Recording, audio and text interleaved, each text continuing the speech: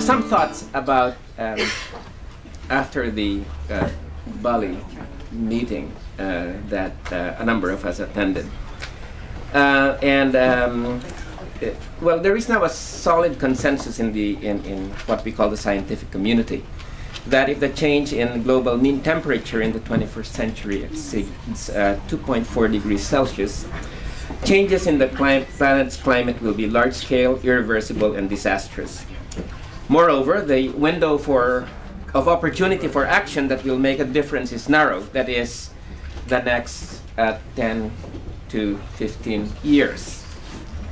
In fact, one of the latest studies is that by 2013, the Arctic ice will have almost completely melted, creating these irreversible changes. Now, second point that I would make before I go through the talk here is, I think throughout the North, there is strong resistance to changing the systems of consumption and production that have created the problem in the first place, and a preference for what we call techno fixes, such as clean coal, carbon sequestration and storage, industrial scale biofuels, and of course nuclear energy.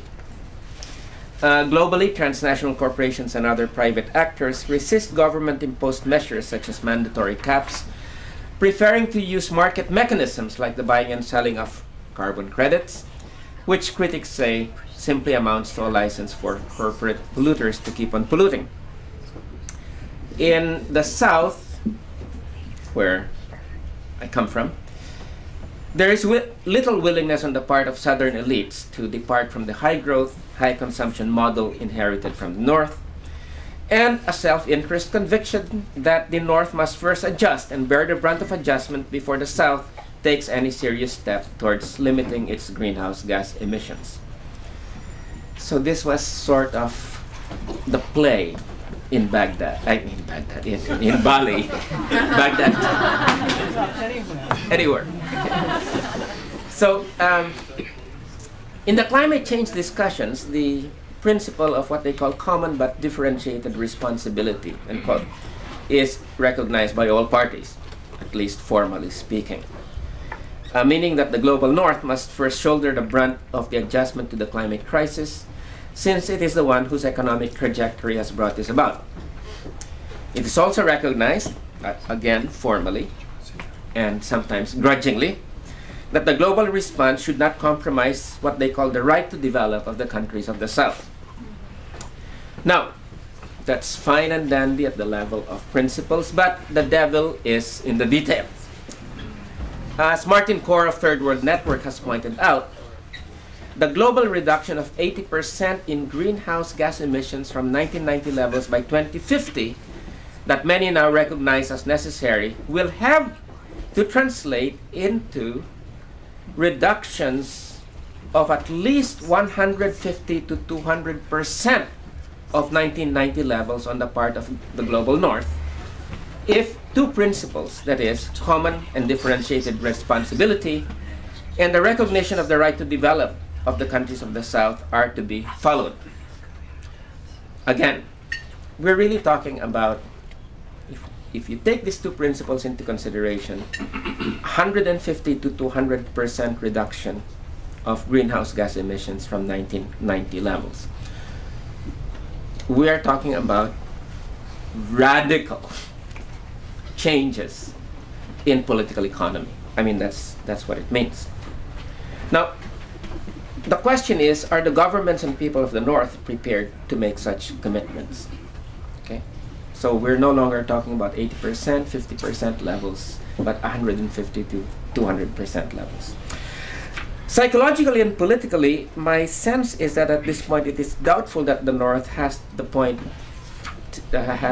the commitment to do what it takes to meet the problem head-on. The prevailing assumption, and not only among the elites, is that the affluent societies of the North can take on commitments to reduce their greenhouse gas emissions but still grow and enjoy their high standards of living if they shift to non-fossil fuel energy sources.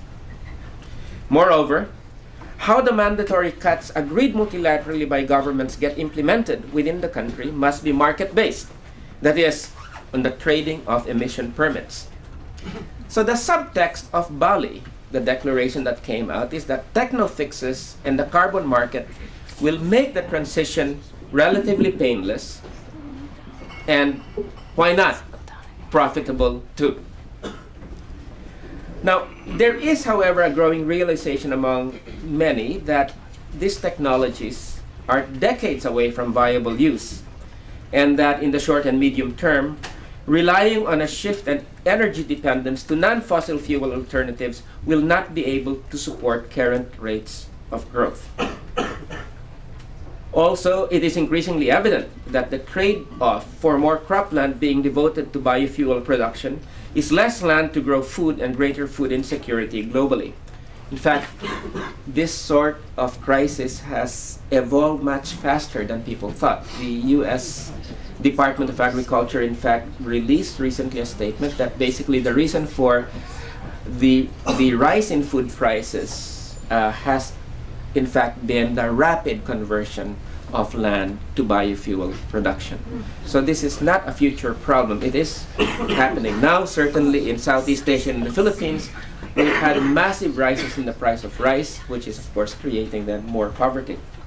So the central problem, it is becoming increasingly clear that the dominant paradigm of economic growth is one of the most significant obstacles to a serious global effort to deal with climate change.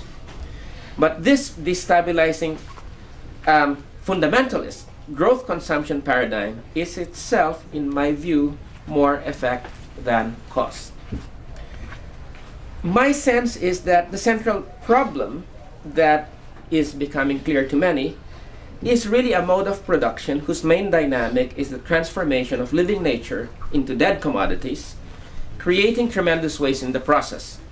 The driver of this process is consumption, or more appropriately overconsumption, and the motivation is profit or capital accumulation. Capitalism, in short. It has been the generalization of this mode of production in the North, and it's spread from the North to the South over the last 300 years, that has caused the accelerated burning of fossil fuels like coal and oil and rapid deforestation, the two key main man-made processes behind global warming. Now, one way of viewing global warming is to see it as a key manifestation of the latest stage of a wrenching historical process, the privatization of the global commons by capital. The climate crisis must be seen as the expropriation by the advanced capitalist societies of the ecological space of less developed or marginalized societies. This leads us to the dilemma of the South. Before the full extent of the ecological destabilization brought about by capitalism, it was expected that the South would simply, in sort of Ristonian fashion, follow the stages of growth of the North. Now, it is impossible to do so without bringing about ecological Armageddon. Already, China is on track to overtake the United States as the biggest emitter of greenhouse gases. And yet, the elite of China, as well as those of India, Brazil, and other rapidly developing countries, are intent on reproducing the American type of overconsumption-driven capitalism. And those of you who have been to India and Brazil and other countries realize that the underlying model is the reproduction of the American middle class. Thus, for the South, the implications of an effective global response to global warming includes not just the inclusion of some countries in a regime of mandatory reductions in the greenhouse gas emissions, although this is critical. In the current round of climate negotiations, for instance, China can no longer opt out of a mandatory regime on the ground that it is a developing country. And China does this by hiding behind other developing countries in a grouping called the Group of 77 and China. And the small countries in the Pacific are complaining, my God, this is global warming is upon us, and we can't do anything because there is this plea of unity in the Group of 77 that, we all hang together or we hang separately. So the Group of 77 is not always a progressive institution.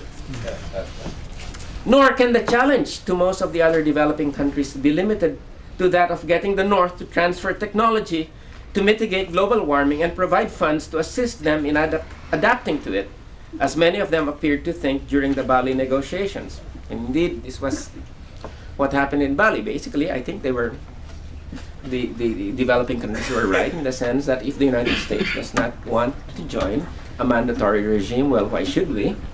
But in many ways, I think that was also quite hypocritical because they really had no intention, even if the United States joined a mandatory regime, that China and India would join, something like that.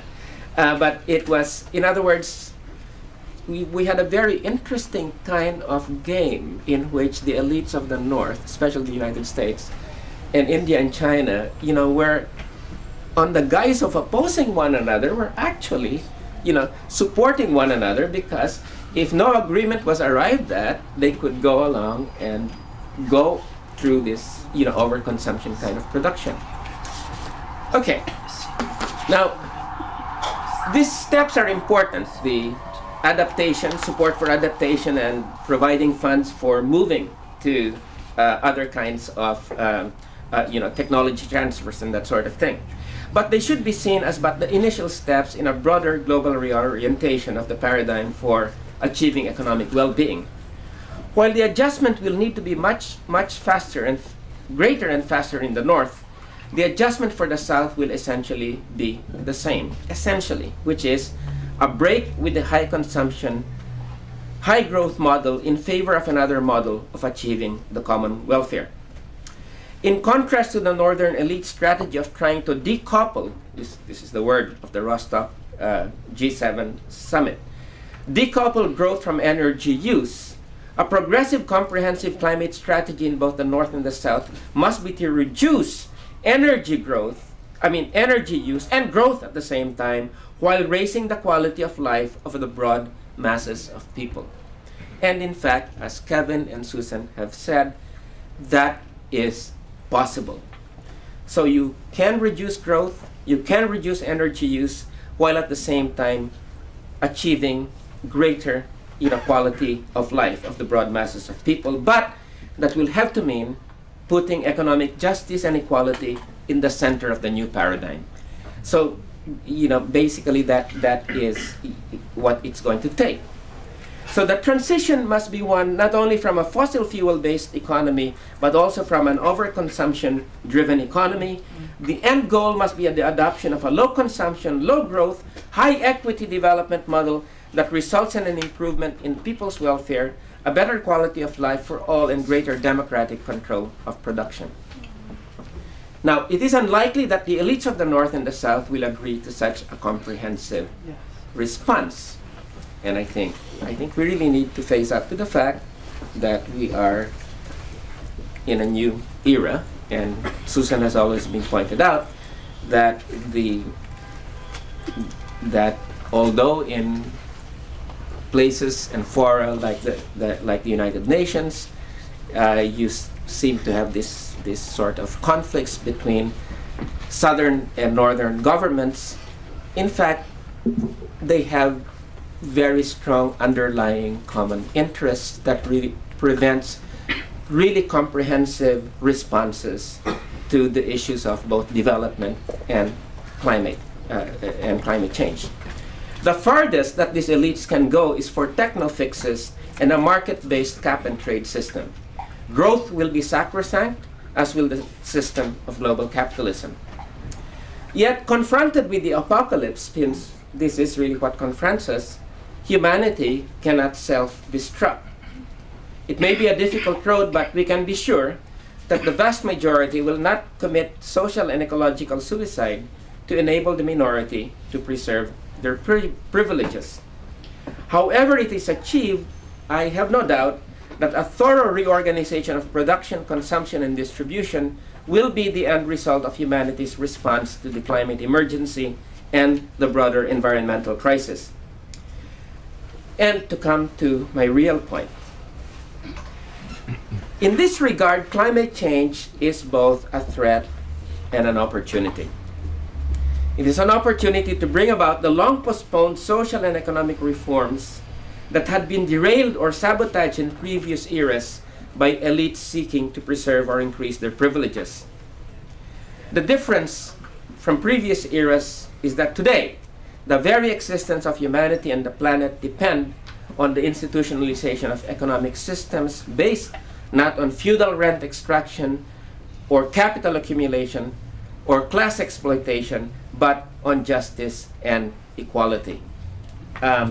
This was not the case in previous eras. It is the case now. I think that Susan and Kevin have not overstated the fact that unless there is massive, comprehensive, radical change, what we face is really both the species destruction and planetary destruction. And I think what we've seen recently is a very positive development, and I would just want to dwell briefly on this, in which many of the groups involved in the global justice movement, many of the groups involved with development issues, many of the groups involved in peace and security work. I think that what really happened at Bali was really interesting, because what was not reported by the press was that all of these different movements coming from different sections of civil society were in Bali and trying to bring their perspectives that, you know, in fact, climate change cannot be resolved by techno fixes. It really will have to bring in development and justice issues, and that if we have solutions that are simply based, you know, on unworkable formulas for the future, like this, corporate-driven kind of solutions like biofuel production, that it is not worth, you know, taking this, focusing on the solutions. So what we had, I think, what the significance of Bali was two things. One was, on the one hand, it was very interesting that the corporations were there in force, and all their talk was about carbon trading, market-based solutions. Let's not bring the state into this. You know, I mean, Kevin has talked about this, you know, and Susan. Why don't we just rely on the market? Because the market is, you know, is the most reliable force for, you know, self-policing and self-regulation. If it works with the financial system, why not? So well. But seriously, that was there in Bali. Okay, so in that sense, Bali was sort of a shock and a retrogression. But the other thing about Bali was, in fact, groups that had not formerly been involved in the climate change issues, like Susan was talking about, were there in force because they knew that, you know, there was going to be no solution unless it was a comprehensive solution that brought in peace, development, and social justice issues. And you know that the task was therefore to get the kind of debate happening in the climate change community, beyond just the narrow environmentalists. Although of course, environmentalism is really a great movement, but oftentimes there are narrow environmentalists that basically just look at things very technically, and in the process get sucked into alliances with corporations and with governments in a very disastrous fashion. I will not name these environmental organizations, being in San Francisco, which might be the headquarters of some of them. But nevertheless, I think what we saw was an expansion of the movement around climate change in a quite progressive direction. So Bali was both, it had both its dark side and its side that had to do with moving forward. So what I'd like to then end with is coming from this ambiguous and very interesting struggle in Bali on where the direction of the struggle will be. Will it be market-based solutions, or will it be civil society imposed solutions, in which the state is seen as an instrument, for the common good that is pushed by civil society. The question that I would just like to pose now is, the question that is often asked these days is if humanity will be able to get its act together to formulate an effective response to climate change. Though there is no certainty in a world filled with contingency, I myself am hopeful that it will. In the social and economic system that will be collectively crafted, I anticipate that there will be room for the market. I sense that there will be room for the market. However, the more interesting thing is, will it have room for capitalism? Will capitalism as a system of production, consumption, and distribution survive the challenge of coming up with an effective solution to the climate crisis? Rather than answer that, I would much rather have that as a question for discussion. Thank you very much. My sense is that precisely because people feel that there can be no effective solution that would basically be just, equitable, and yet allow what little development space for the South to still be able to develop in order to be able to reduce poverty, that some of these hard issues are coming up, that precisely why techno fixes just won't work. And clearly, I mean, in terms of the climate change battle, one of the things that really bugged, I'm really still questioning whether it would have been better for just the United States to be allowed to walk out of Bali, because everybody was so desperate to get the United States on board, right? I mean,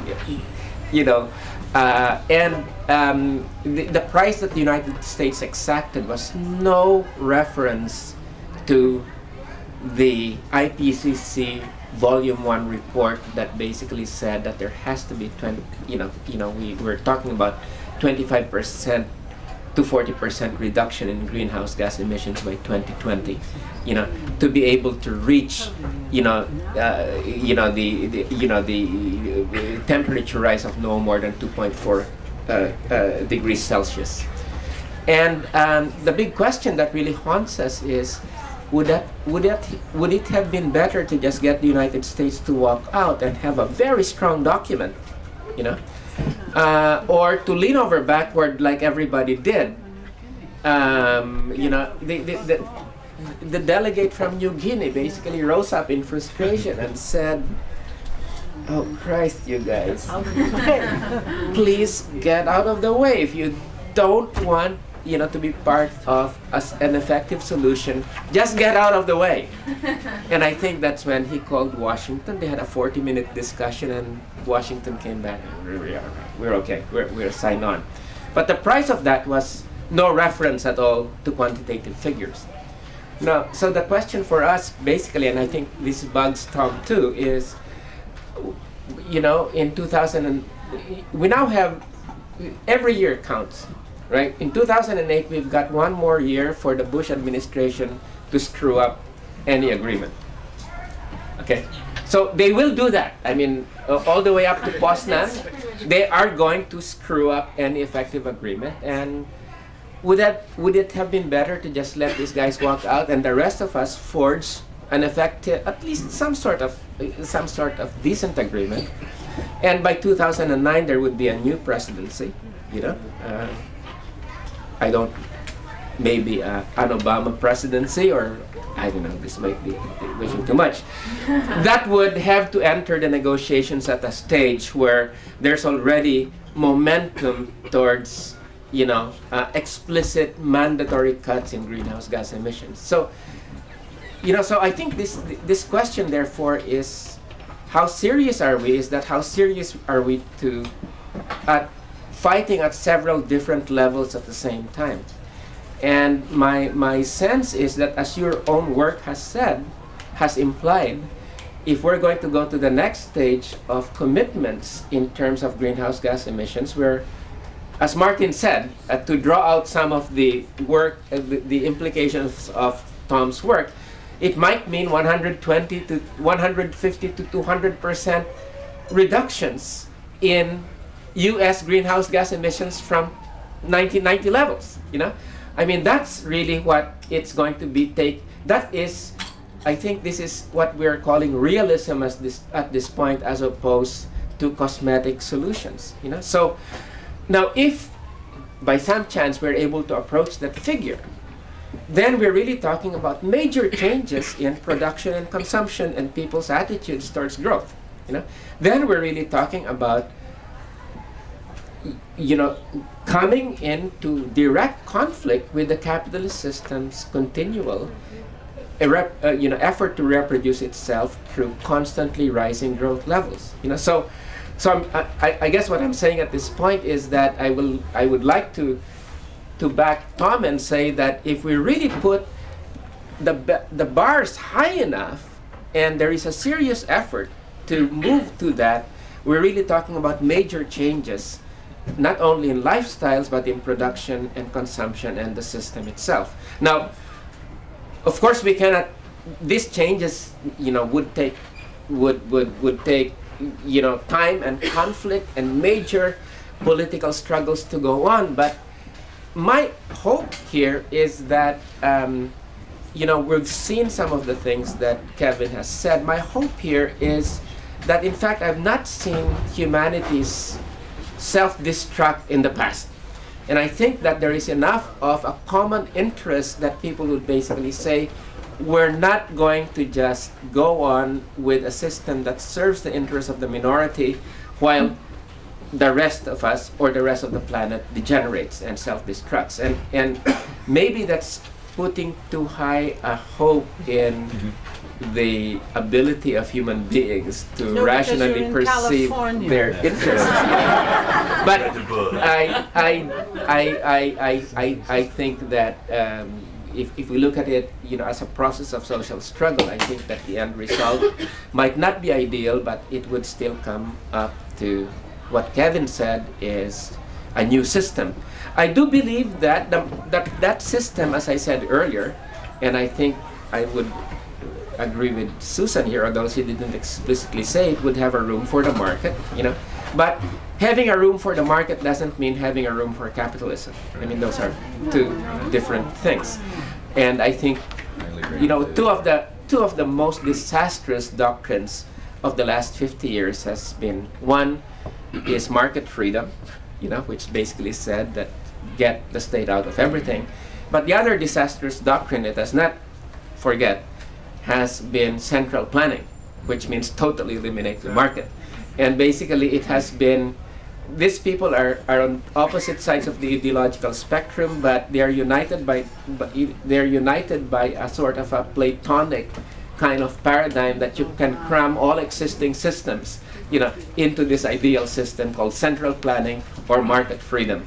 And I think what we're basically seeing at this point is people are sick of those ideological polarities and basically saying, this just don't work. What we really need are more pragmatic approaches and more diversity in the way we're moving towards this. And we're really moving into an era where there's a great deal of concern about what's happening. There's tremendous moral concern, but at the same time, people are moving away from sort of ideologically based solutions. And I think that's what I really put my faith in. It's not going to be easy. I mean, you guys, have to deal with the United States. If we don't know what McCain climate change policy will be, I mean, I sincerely think that he probably worries about the fact that the United States has practically been isolated when it comes to climate negotiations.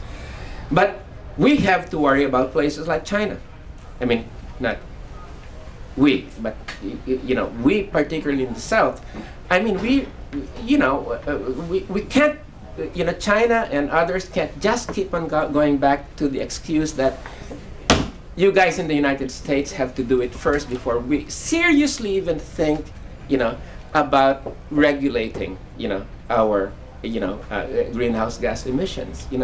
That kind of thing is just a no-go at this point in time. So we in the South have our own work cut out for us. Basically, that we have all these new emerging capitalist powers that are diversifying the centers of capitalism in the globe, but are united around one thing, which is that they all want to reproduce the American lifestyle.